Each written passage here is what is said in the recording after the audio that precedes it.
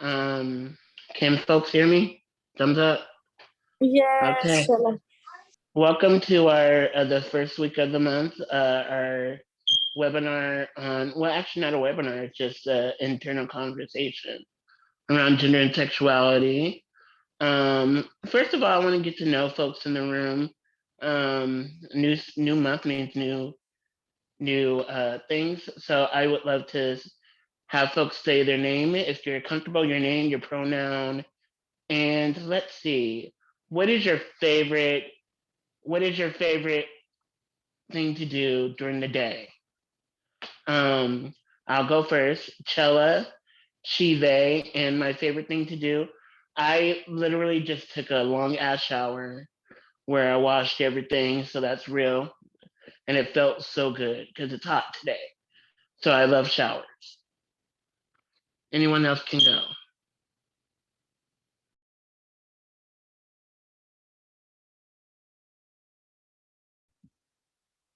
Hey y'all, my name's Nee. I use she, they pronouns. And my favorite thing to do during the day,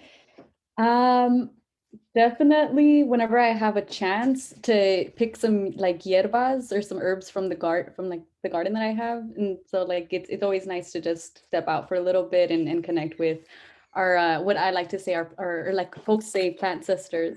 My bad, you'll see my cat hopping around.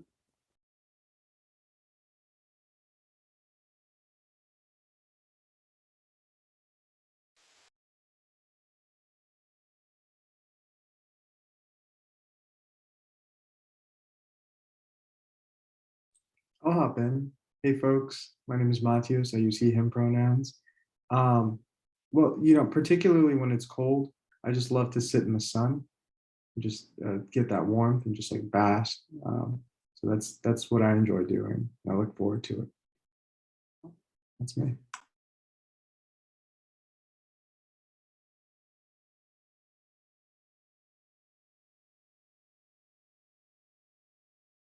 I could go next. No one else is gonna go. My name is Rebecca. I use she, they pronouns, and my favorite thing to do during the day is just sleep and nap and lay on the couch. I really don't like, if I could, I don't like being productive.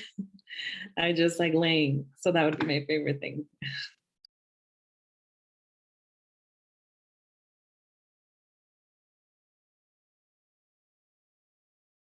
I can go next. Hey, everybody. My name is Hamid, he, him. And well, Rebecca, I will echo that. But I think my favorite thing is to look ahead or thinking like, what am I going to eat next? I just love food. So I'm already eating something like for breakfast. I'm thinking about lunch or dinner or something else. So yeah, thank you.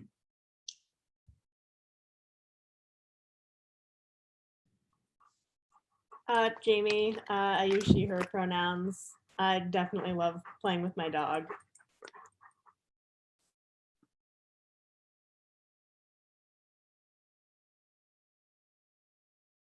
Hi, I'm Abby. I use they, them pronouns. I was gonna say I like coming home to my cat.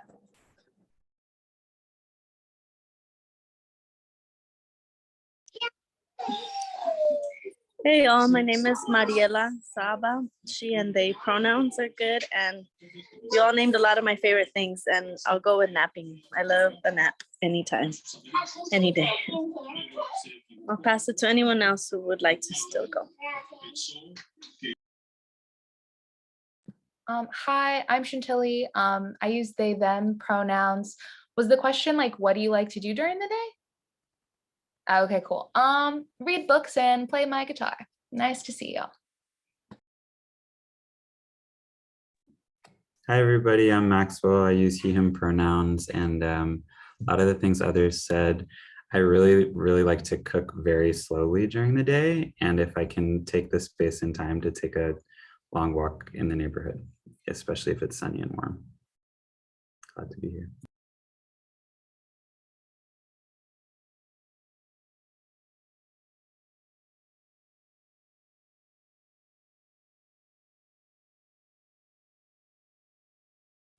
Hi, I'll go. My name is Hannah. I use she, her pronouns. And Definitely everything that has been said, and I just took a nap. So that's something I like to do. And strumming on the guitar and reading in bed.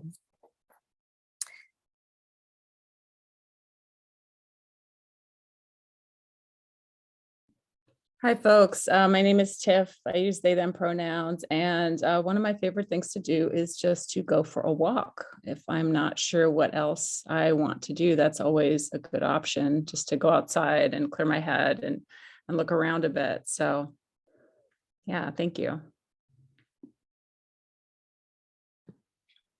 Hey, my name is Reyes. My pronouns are they, she, he. What I like to do during the day, I believe that's the question. Yeah, all right. Play video games, read, and yeah, that's about it. Or paint and draw, I guess, yeah, also as well. That's it.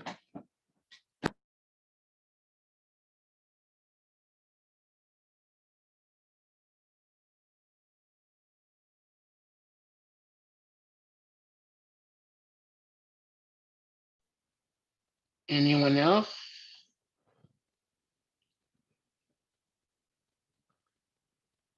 Going once, going twice. So, sorry about the alarm, y'all. They still haven't fixed it.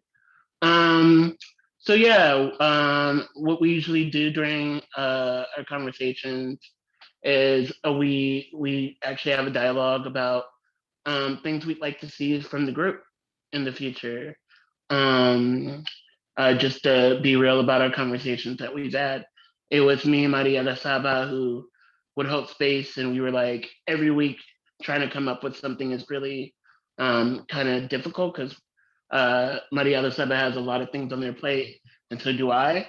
And so we were like, well, let's give it to people and give the power to the people and see what they would love to have this so that we're not the only ones sharing the stress and or power.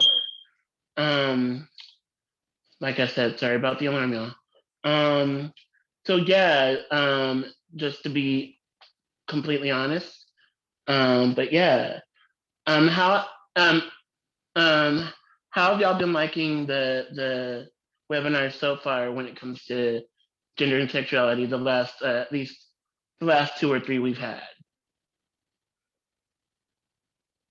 and what has stuck out in your mind about the last gender and sexuality groups we've had. It can be anything. I know that we talked about a few things. I'm going to be honest and say 1 month I was missing because my mom had passed. So, but other than that, I think I remembered the other two. um, Mariela, you can go and say something if you want, so that other folks can Thank feel you. empowered. And I think we wanted to debrief a bit. Last month's webinar was focused on criminalization of sex workers. It was our webinar was on the same week before the Super Bowl. So that one was actually one of my favorites too. There was a lot of great information and participation. So we wanted to take some time during this webinar and debrief that and see from other members who were also engaged about any other follow-up and next steps that came from that.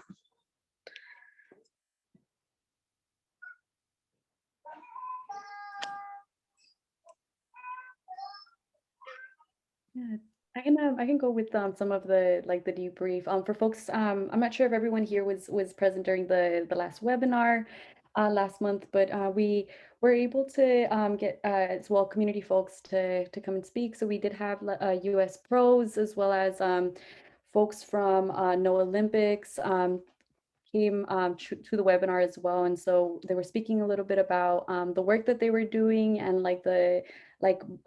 ways to mobilize and things to as well to consider as LAPD continues to, especially in the police commission keeps talking about or creating that narrative of child trafficking as a way of providing or getting more resources and as a way of swaying the narrative into like the further criminalization of sex workers near and around the SoFi Stadium where the Super Bowl was held a few weeks ago.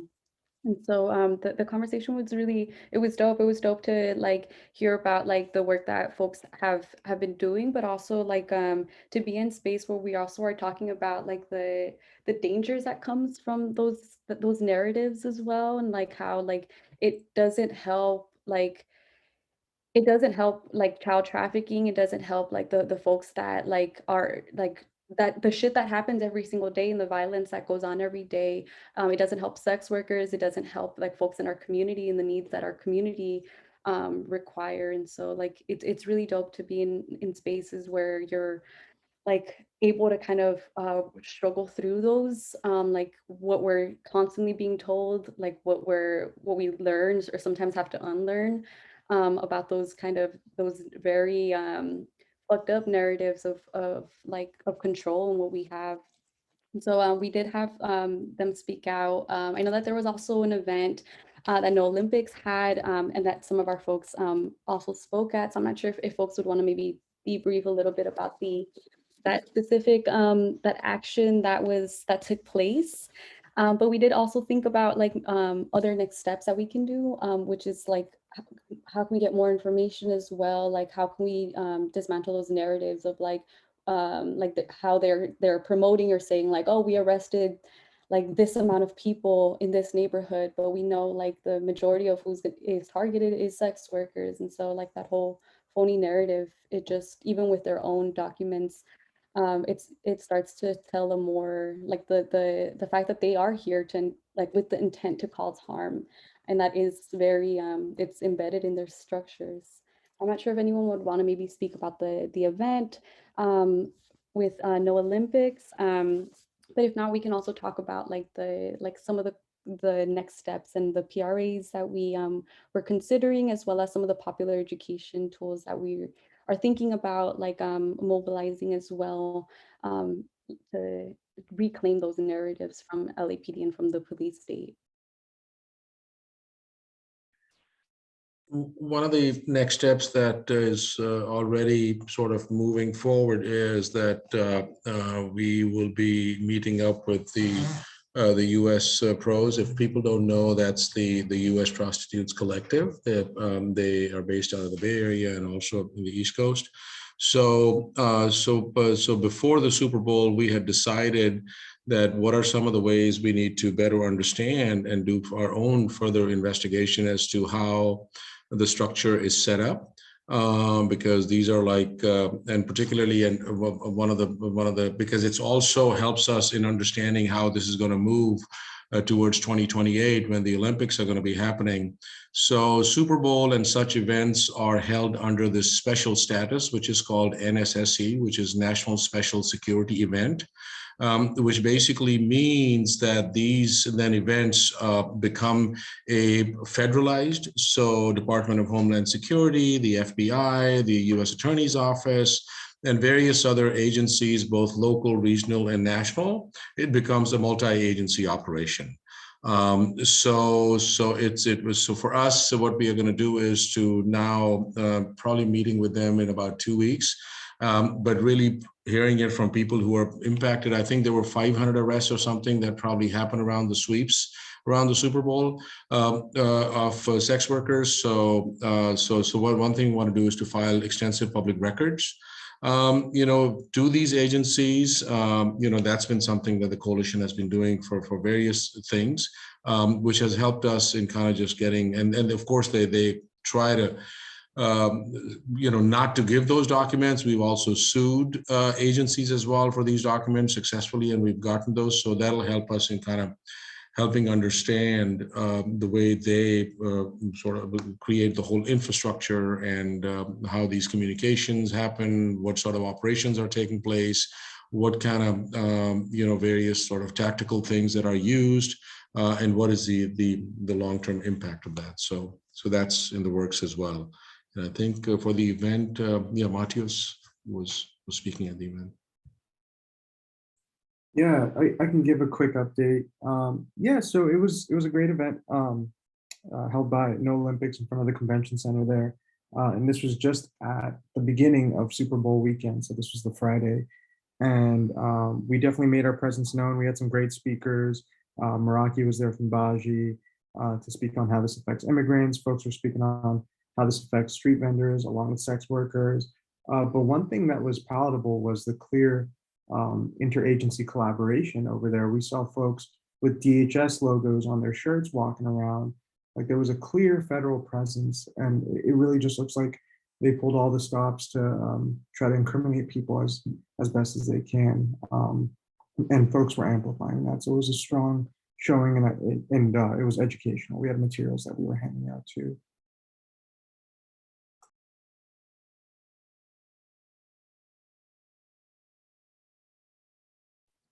I'm also curious. What am I doing? My baby just came in. I'm in a meeting with our friends, and I was gonna ask them. Did that tickle? Yeah, it tickles when you tickle my feet. After we had the webinar, I think soon after there was a human trafficking on the agenda at LAPD, at LA Police Commission. So I was wondering if there was any share back about that too for anyone who was able to attend. Since one of the big things that we were highlighting in the webinar was how much sex workers are criminalized under the guise of human trafficking. Is there any tip or anyone else who was able to attend the LA Police Commission know anything about how that went?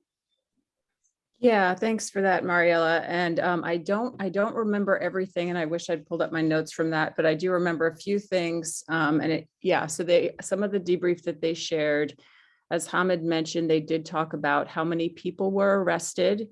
They gave a certain number, and then they said how many people were arrested, how many people were arrested in connection with prostitution, and also how many people were rescued, what they call being rescued. Which, as we know, is their definition, they're defining what that is. And that was a quite small number. And then the arrests were quite high. And there was a question from the commission around, is this an unusual number? And I think what the commission was looking for was they were looking for assurances, because they keep having conversations in there that, isn't it true that we do see a peak of this type of, of sex trafficking, the trafficking of children related to these massive sports events? Isn't that true? And Moore said, we had a number of arrests, but that was because we had these special operations in place. So he did not confirm that myth, something that has been raised up as a myth by US pros and other folks. And the sheriff additionally I think in the media said it was not an unusual level, which I don't know what all that is worth.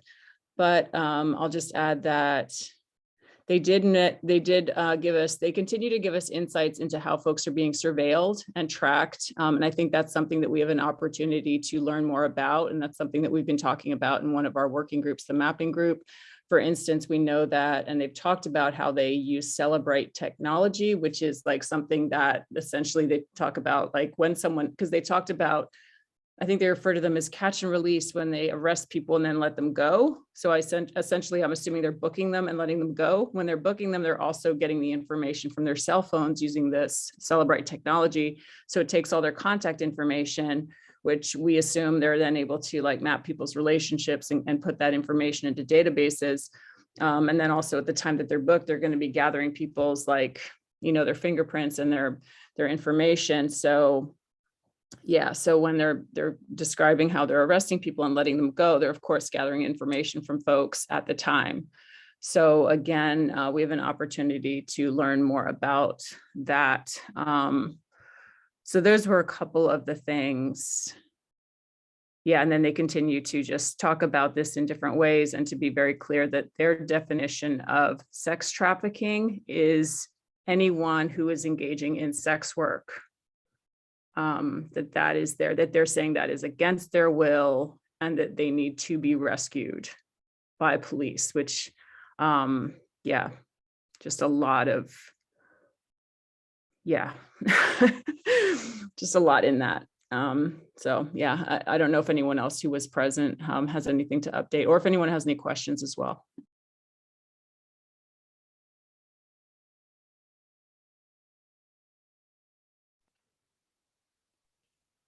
Well, thank you, Tiff, for the update.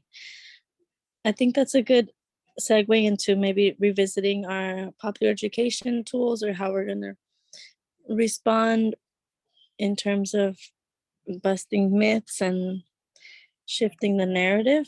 Can I pass it back to you, Nee, if you want to help lead that part of the conversation?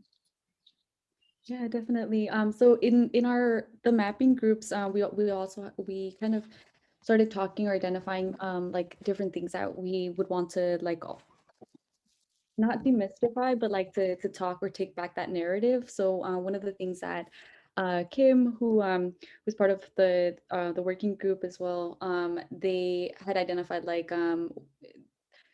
having information as well about like that narrative between sex trafficking and sex work, the effects of that, and like how it like how talking about sex work as like, or talking about trafficking and having sex work as an umbrella from that, how it ends up like not addressing the like the very lived experiences and the violence that people have to experience every day, doesn't support what folks need on the ground.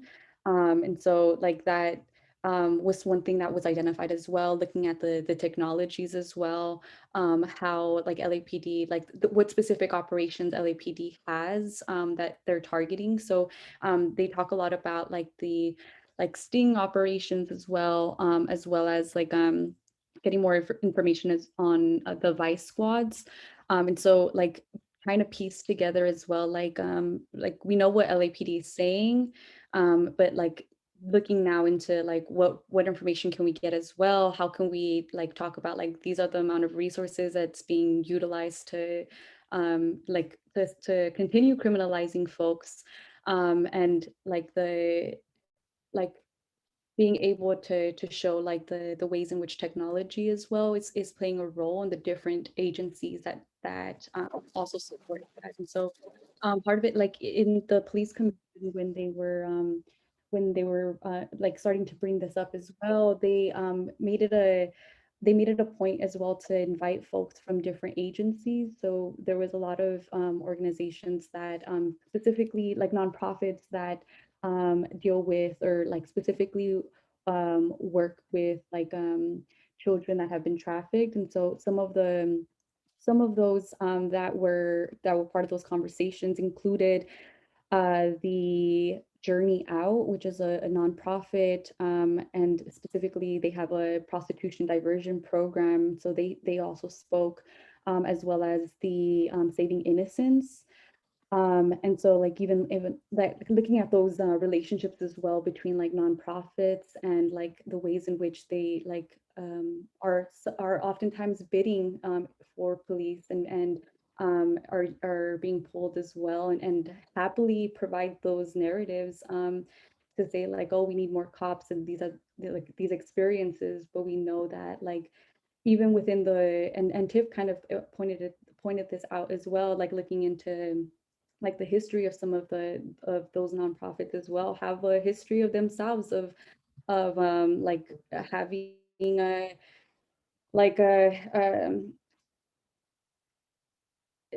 dealing in like specific like assaults as well with children, and like different areas where they like themselves are like struggle with and don't really do like the work when it comes to like even looking at the dynamics within that specific nonprofit. And so we have been looking at those records as well. We're drafting the language right now to see what other information we can pull. But those are some of the things that we identified for potentially getting more information about that. And even within the technology, there is also like looking more into like automated license plate readers as well, and how license plate readers are also a tool that can be utilized and pulled by the state to provide information. And we know this from like Nuri Martinez, who had also sent Dear John letters to folks that were requesting or like paying sex workers as well. And so like that's also ways in which the state has historically utilized different technologies to be able to like target specific people that they want to like criminalize, or that they're paying more attention to criminalizing. And so we are trying to get more information and trying to build that as well. But if folks are interested as well in helping develop and looking into like how LAPD is specifically targeting like sex workers, that's something that we're still continuing to gather more information and see like what are other ways that we can continue to fight back against those really fucked up narratives. But if folks as well have like specific things that they would want to like have access to, like what programs, what the staffing looks like, what technologies do LAPD utilize, I think it's really important as well to like, especially in community, to be able to like just like create those kind of what information we want to get, and then figure out ways to like to be able to gather that information to build all of this, especially in community. I think it's really important to to be able to bounce those ideas as well off of like our community folks. So if folks are interested, please feel free to either like to send us either a message on the chat or to email us at stoplapdspying@gmail.com. So we can also plug you in with some of those working groups as we're developing the popular education and as we're trying to request those PRAs.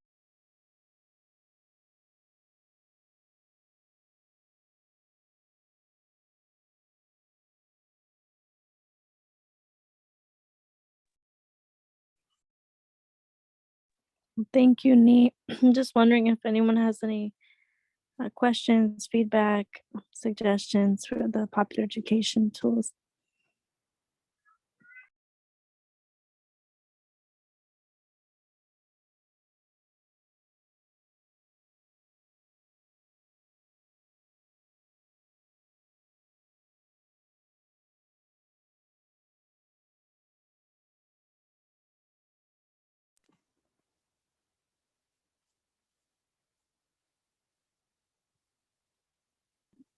Hamid, I see your hand up and I see a question. Were you going to go, Hamid? Well, sure. I don't want to take too much space, but I just wanted to just add a couple things that I think the way there's concurrently some federal legislation also, which is moving to criminalize various things, especially on online pieces. So, there was a previously the SESTA FOSTA Act that was passed, and now this Earn It piece is moving through federal legislation as well. And we have worked with some of the hacking and hustling and some of the other sex workers groups as well, especially that how online sex work is being criminalized. And then further on, creating these mega restrictions where uses of credit card and just payment of services and however. So a lot of these things are moving as well. So I mean, hearing what folks are saying, that gathering all this information and how social media monitoring happens and how it then leads into targeting of various networks. So just kind of keeping that in mind. And lastly, also just thinking of that this is a continuation of the old broken windows type policing as well, which I mean explicitly when that policing, and that was that's always been there. It's really a style of policing, an operation which the claim is that we need to intervene and stop low-level crime, which they like vice type crimes, what they call it, prostitution, drug dealing and all, in order to prevent high-level crime. So even going back to, and I'm reminded about folks who crafted that thing, James Q. Wilson and other, speaking about just how to criminalize, especially young women, and they even speak about young Black women, and this is how these academics kind of frame this thing in tight skirts, in short skirts, using that language, that this is all leading to sex work. So I think just how this broader, this kind of net is laid out to just criminalize people's existence. And just, lastly, I would say just what we have lifted in automating banishment, that it's really criminalizing the land beneath people's feet. That, that you can't even so constantly keeping you in flux and constantly keeping you in transition. So.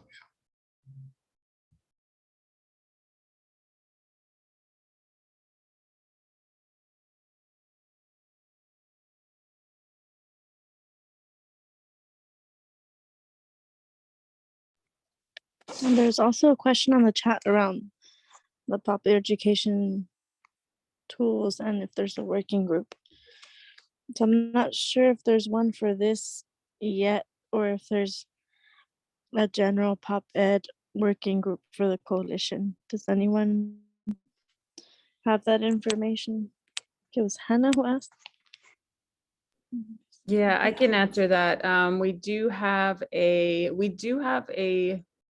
group that works on pop ed tools. Right now, it is that meets every Wednesday. It's actually meeting tomorrow. Can't even remember what date it is.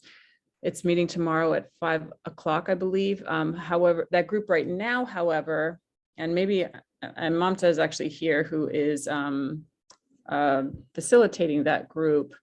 So that group right now is focused on, materials for the automating banishment report. That's what we have been focused on, but I believe it is also correct. We've kind of had conversations about that is a group that also can be for working on other pop ed tools. I guess an answer is that I'm not entirely sure if it would be that group or if there would be another. And I think we're kind of still figuring out about where this work is going to live, because I think we are wanting it to be very much interwoven with this group as well. And yeah, so I think we're figuring that out, and I'm not sure what additional folks think.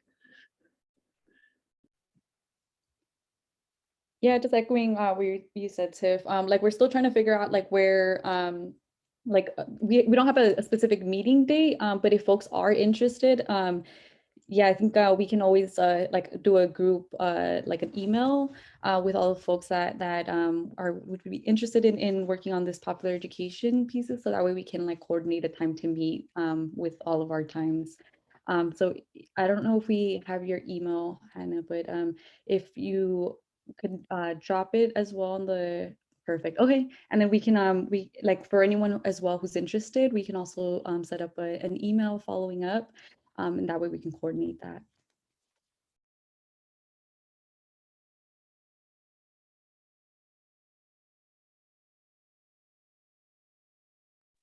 Thank you, Nia. I agree. That's a great idea.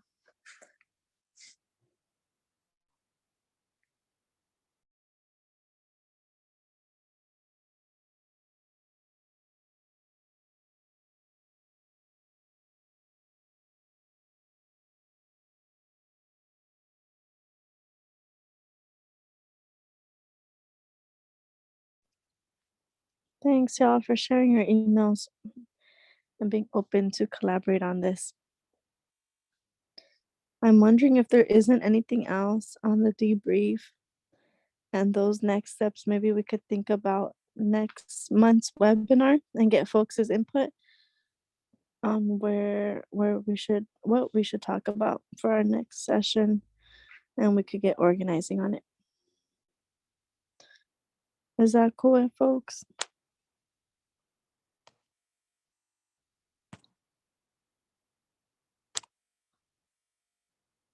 Cool. Yeah, we're open to thinking about how we want to follow the last webinar we had on criminalization of sex workers, and we're talking about pop ed tools now. I don't know if we'll have anything to share by then, if we'll have some drafts or some ideas that we could bring in. But our webinars are spaces for political discussion where we have different guest speakers on different topics related to criminalization of our gender and sexuality. So it's open. And at the end of the year in December, we also we had a session where we thought about various topics too. Maybe Matios, if you could find those notes, we could bring in some of those topics. And it's open to your ideas. Everybody's here.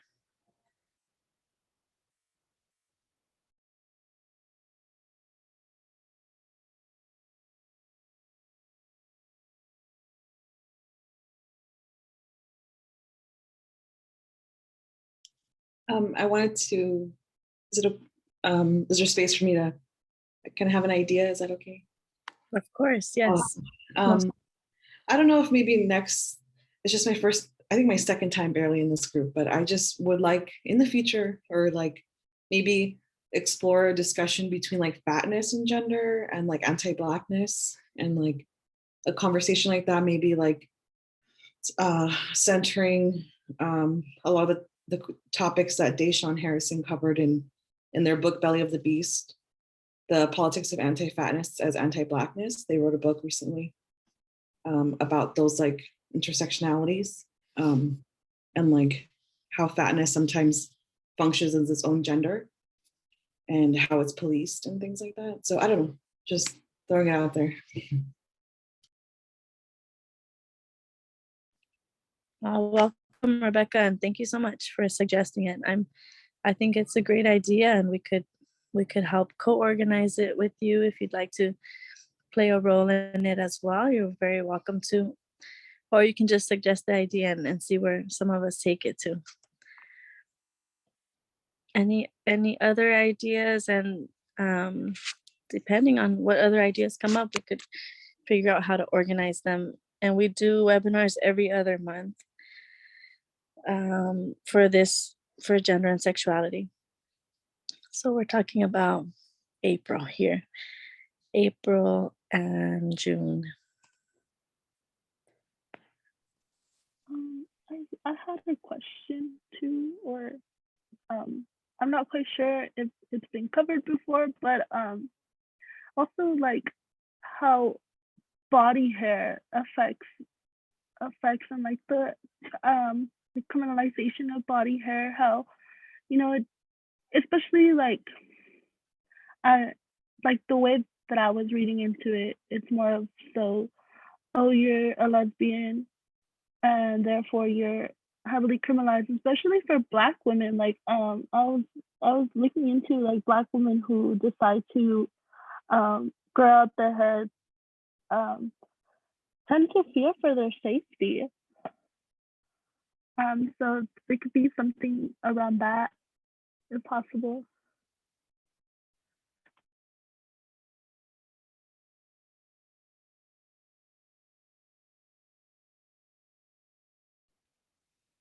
Thank you, Carla. I also appreciate that idea too. And agree, and I don't know what you all think, but we could, if it would be okay to tie it together with Rebecca's idea as well. I could see those two going together if that's okay. I feel like we're shaping something with both of those about how our bodies are criminalized. And in particular, Black bodies is what I'm hearing too.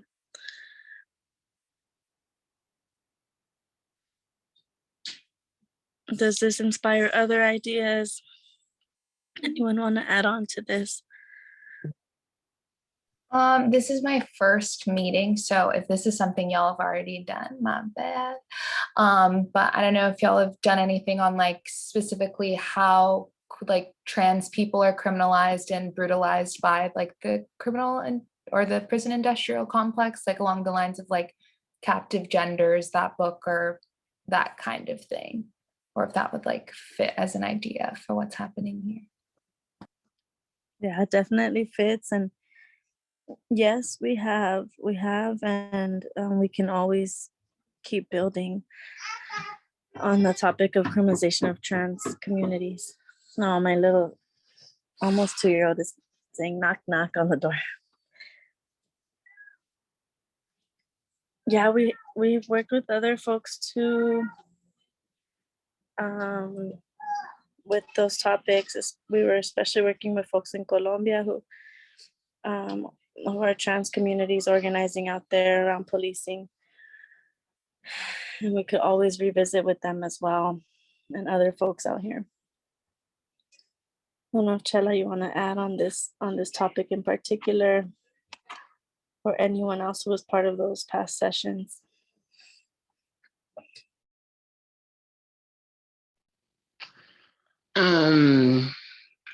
I don't want to add, but something that we were going to talk about was, and it was really we haven't yet, would be the criminalization of queer and trans bodies, and the health industrial complex, the medical industrial complex, right?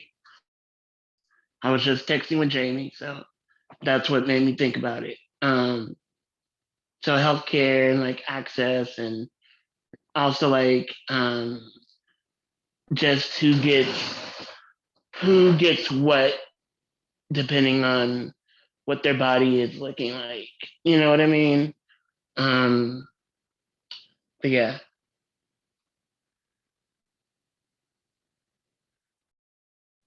Thank you for holding space tonight, Mariela. I know that the kiddos are a lot. Yeah, no, my mom is here, but generally came for a diaper change. I'm gonna just pass.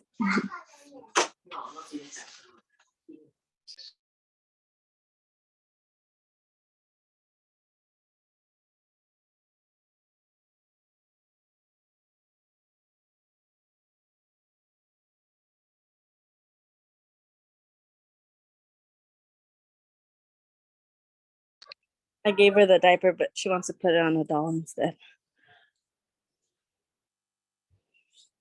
Thank you, Chela, for that topic too.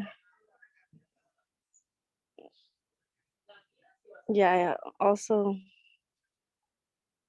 when you mentioned the medical industrial complex and the topics that Rebecca and Carla brought up too, I can see them all together as well.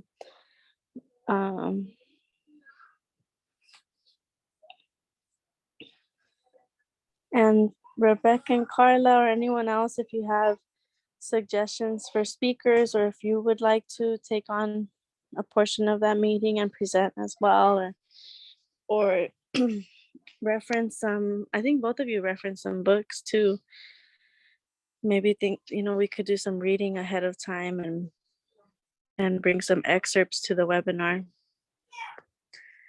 or some speakers. We can get as creative as we'd like. I mean, yeah, it would be amazing to even have the author of the book, Deshawn Harrison. They're really, brilliant, and yeah.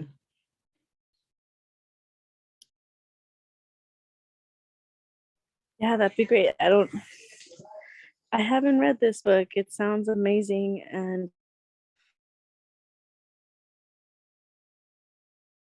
if they'd be open, or down the line, next is too soon. I think that's a great idea. Can you repeat the name of the book and the author again? Oh yeah, and I also type it in. Deshawn Harrison, Belly of the Beast, The Politics of Anti-Fatness as Anti-Blackness. Nice, thank you. Oh, great. Mateos got it in the notes too. Thank you, Mateos.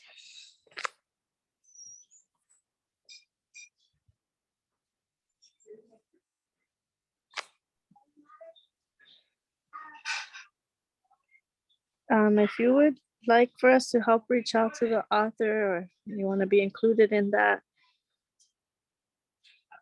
we can just try and see what happens. Oh, cool, awesome. Thank you. Mhm.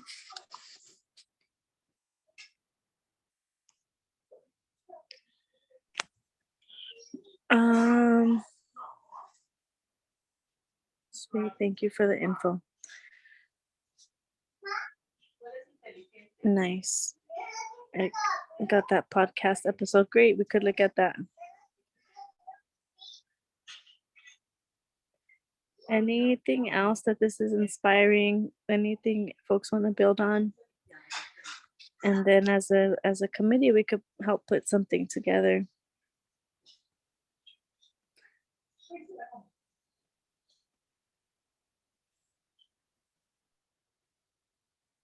Yeah, I have just I've been the coalition, they have I'll drop it in the chat as well, but I've been thinking a lot, like as with like when the Police Commission, when they were talking about like the as they've been talking a lot about like sex trafficking as like under the guise of like sex work, this specific piece that or popular education piece that the coalition created, which has a history of LAPD domestic, sexual, and child abuse. I've been thinking a lot about that as well. Just like in like considering like the fact that like how many cadet programs and how many different programs have had to end because of the amount of abuse that LAPD like officers from like foot patrol to lieutenants, how often this happens.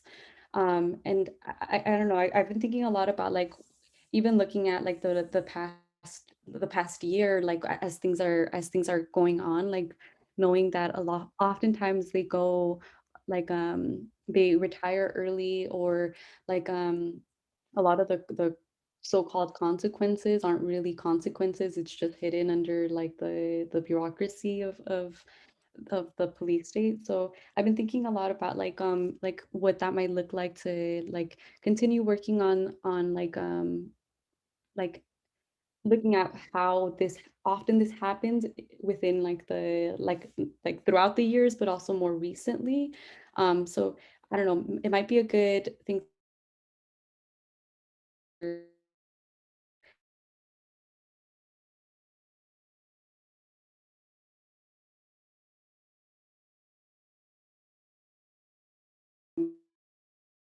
they space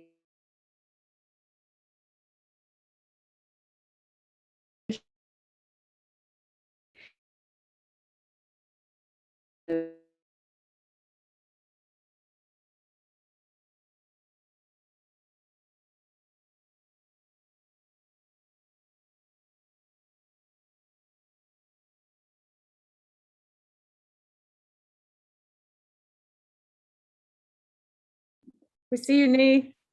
Oh, so it was breaking up for everybody? Or just? Yeah, for me it broke up too. Oh, okay. I thought it was just me. Okay, okay. Just want to clarify.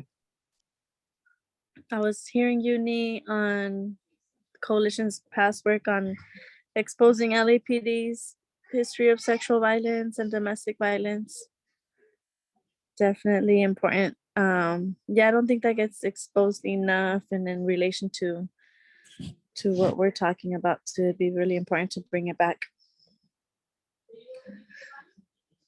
I caught most of that, but it did get broken up. If you want to repeat some of it. I apologize. I'm sorry. My cat jumps on the screen and like it just completely, yeah. Yeah, no, just revisiting that resource and like figuring out ways that like to expose that, like that doesn't, it's not something that happens out of the blue. It's something that like you can see that it's something that's like ingrained in the like in their structure. And so yeah, thinking about ways that we can continue to uplift that popular education piece and continue maybe even like build onto that the document, but as a way of keeping through chats and like making sure that folks in the community are aware that like these are the same folks that are also doing patrols and like doing all the other fucked up shit as well.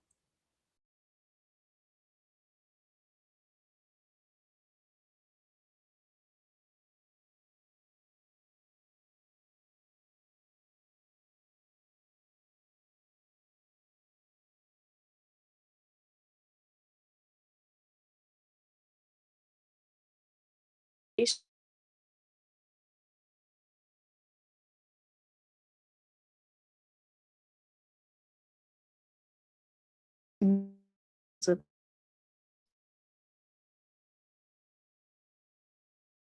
also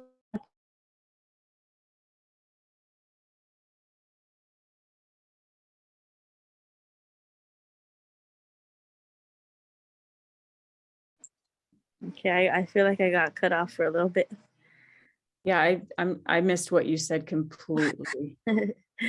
um I was mentioning if we could bring in the resource exposing LAPD's history of sexual violence into our popular education conversation so we could pull some of that information into our narrative.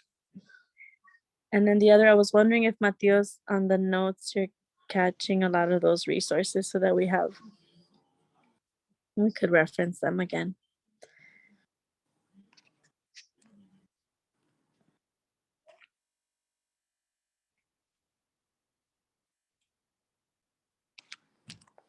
Were folks able to hear me? I don't know if it's the internet here. Yeah, sweet. Okay. Thank you.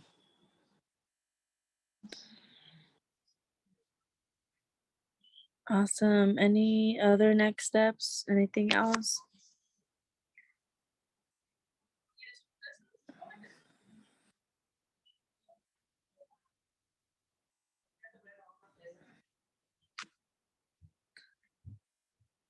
Sweet. We could bring it to close if there isn't anything else for today.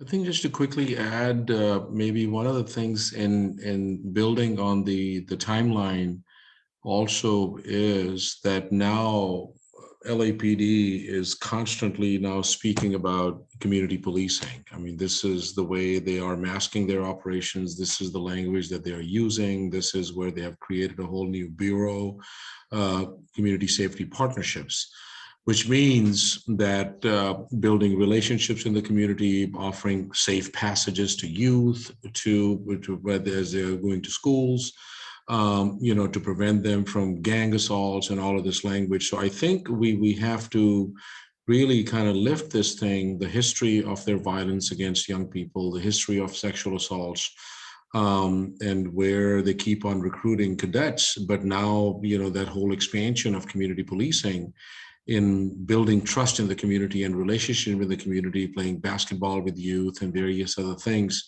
So need to kind of at least just for to look at this community policing through this lens of sexual violence and sexual assault.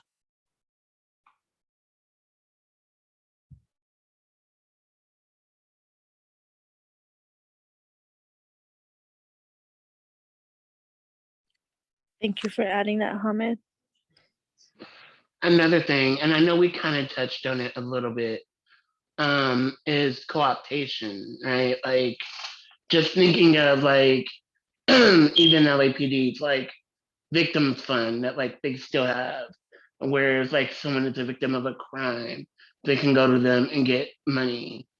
And and it's predominantly femmes and trans people and queer people, queer and trans folks of color that get that fund. And it's also like I also think about the co-optation of like of buildings, like yeah, just this I've been chilling in my lobby lately, and there were these stack of papers of like a weekly newsletter. For those that don't know, I live in Skid Row, and these weekly newsletters.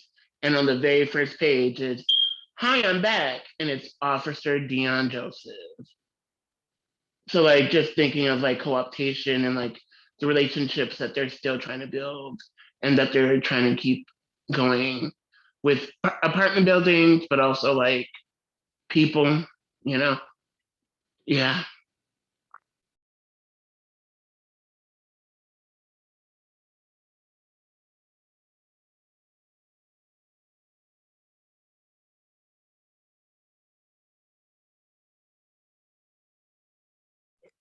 Thank you, Chela.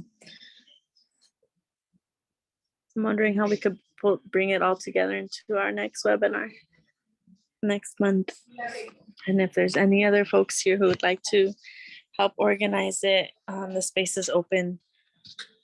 This is our organizing meeting for it.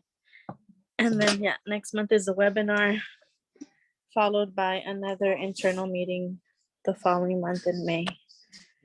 And then soon we'll be halfway into the year.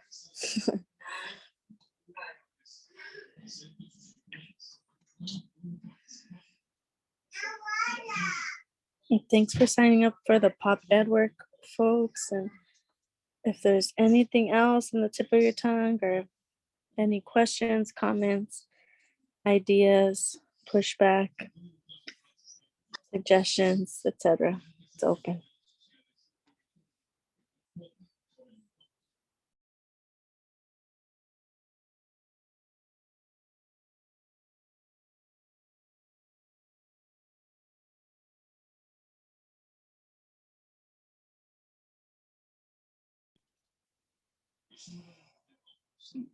I mentioned naps are one of my favorite activities in the day, and I didn't get one today, so I'm feeling tired.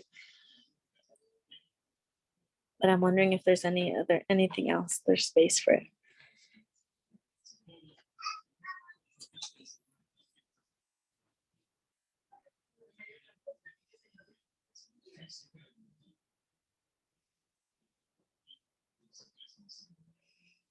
So it sounds like there's interest in building on the criminalization of sex workers.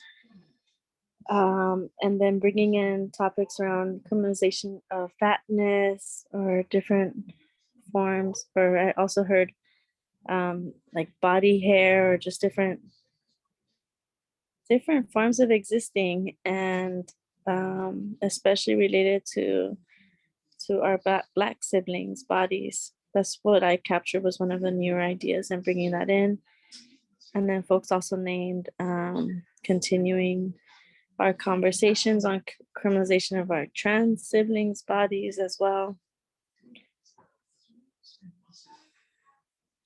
We would love to do all of that some justice in our next webinar or the following, but all these topics are related, and we'll make sure that we get it all in. If I missed anything, feel free to bring it back. And then there was the piece around community policing narrative that Hamid mentioned too. And medical industrial complex too that Chela brought in.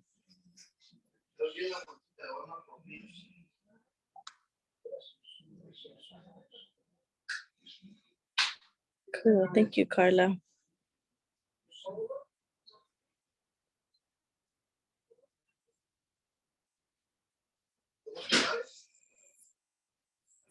Yeah, I feel like those topics, maybe we could pull that off for this coming month too.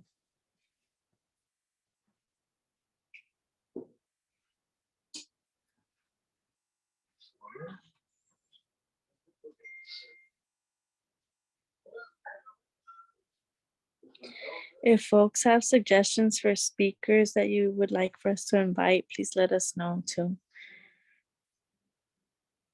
And the criminalization of body hair made me think about how big the industry on hair removal is, and just like whitening, all of that kind of industry too feels like it ties into it, and gender and sexuality. It's actually really funny that you mentioned that, because the whole reason why I started becoming really interested in that is there was a commercial a while back. I think it was for Venus. razors, and it just shows like women in these scenarios with under our like hair in their armpits, and then it showed them transforming into men. Or it'll be like like there's a scenario where they're in bed and he feels like a leg over him, and then he graces the leg and sees it's hairy, and all of a sudden it's a man that pops up in the bed. So it's, to me, like it made it seem like you're not feminine enough if you let your body hair grow out. So it was something that I saw that, and that was the thing that made me like, okay, hold on, let me check this out. Yeah, thank you for that. Yeah, let's keep deepening this conversation. If you have any other references or tools that you want us to look into in preparation, please let us know. And I saw you shared your email too, so we could include you.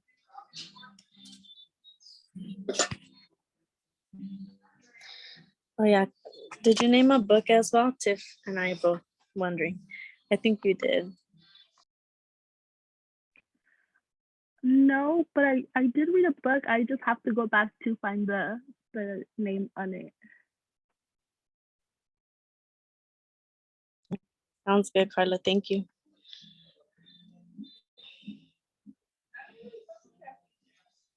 All right, y'all. If there isn't anything else for the moment, we could close out.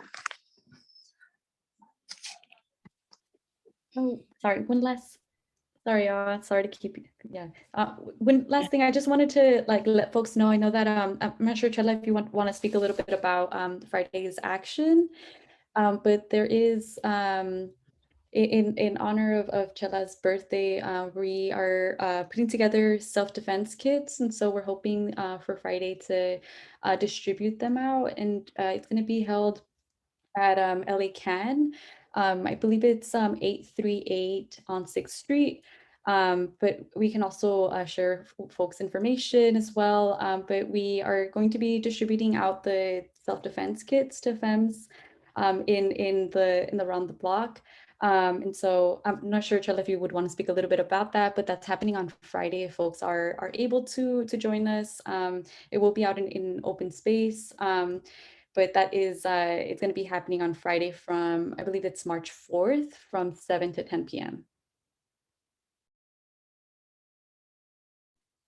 And if folks have like any connects as well to like pepper sprays, to tasers, or anything that you would also would want to include on the self-defense kits, we're also still accepting those donations, as well as like if you have like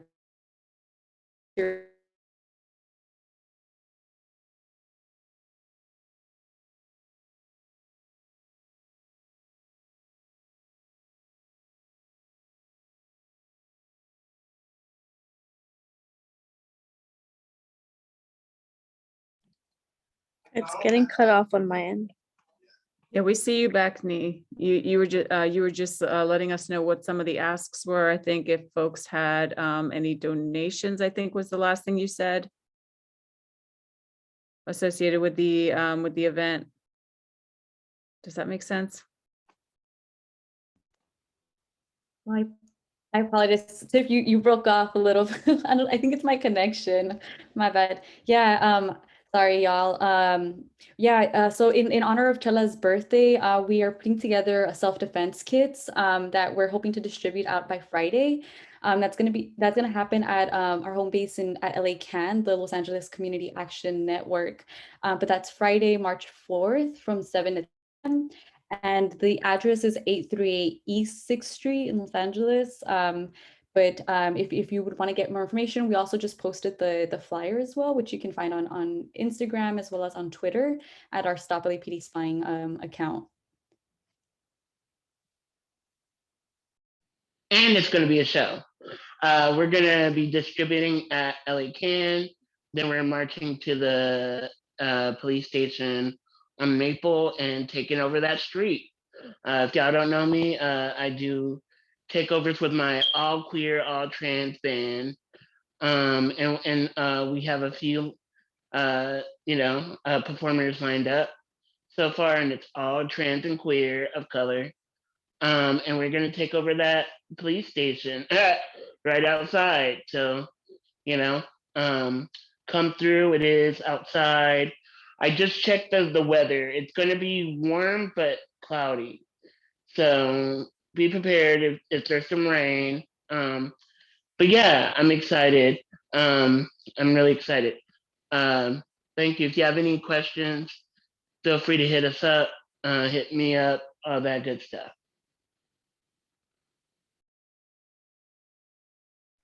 Woo! Thank you, Chela. I think that's a great note to close on with this action celebration and building community self-defense as well.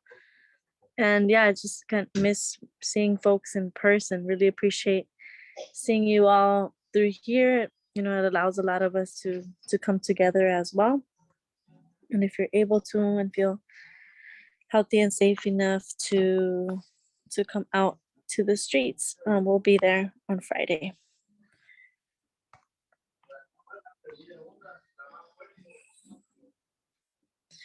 Thank you all for your presence and your input, your participation tonight. I hope everybody, there's still some night left. So hope everybody has a sweet good night. Hope everyone gets whatever needs you have met and does something sweet for yourselves. Thank you for being part of these heavier policing conversations, but building power together in them. Really appreciate being in community with you all. Thank you for coming out. Thank you for holding space, Mariela. You're welcome. Thank you, y'all. Happy birthday, Chela. Thank you. Happy birthday, Chela. Chela. Congrats. These Birthday, events. birthday. Bye, everyone. See you soon. Thank you all.